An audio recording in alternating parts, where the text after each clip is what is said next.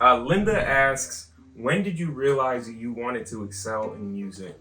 That is a great question. So if you're new here, my name is Marcus. I am a professional composer, conductor, orchestrator. I most recently did the score for Apple TV's Lady in the Lake, starring Natalie Portman and Moses Ingram. I've worked with Beyonce, I've worked with Andra Day. I am the director of Southside Symphony, the coolest orchestra, the flyest orchestra, the baddest orchestra on this side of the Mississippi. Okay, so when did I realize I wanted to excel in music?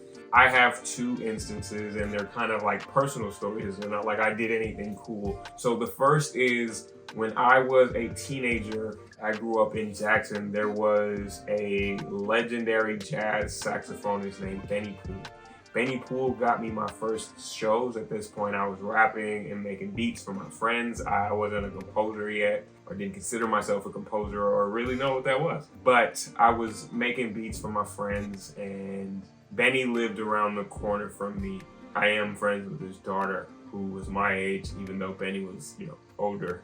And I remember like seeing Benny come home from playing gigs at like 3 in the morning, and he's in his 70s at this point. And it blew my mind that I'm like, he got paid to perform his music. And and he's out hanging out, having a good time. His wife is with him. A lot of times people expect me to have like some profound, inspiration, and the clouds part and the light comes down. And no, for me, it was just like, oh, you out having a good time, and at that point in your life. So I'm like, that's what I want to do.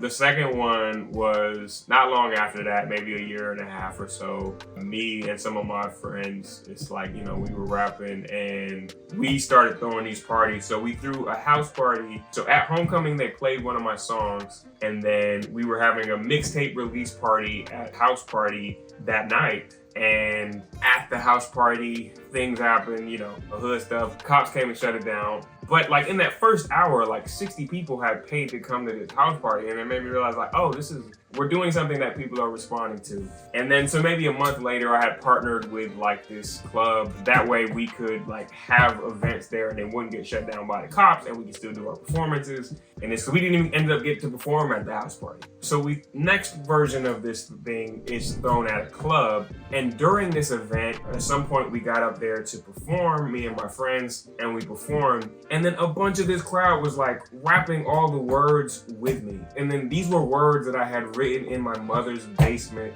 We were practicing our performance with like shampoo bottles and these things as pretend mics, like trenches, but it had resonated with these people enough that they had learned all the words and were singing them with me for the first time. And that was a moment where it was like, oh, I gotta make music. Like this is what I have to do. It's in my soul and it reaches other people. I'm more connected with these people because of this. And even something as humble as like words that I scribbled in my notebook in my mother's basement.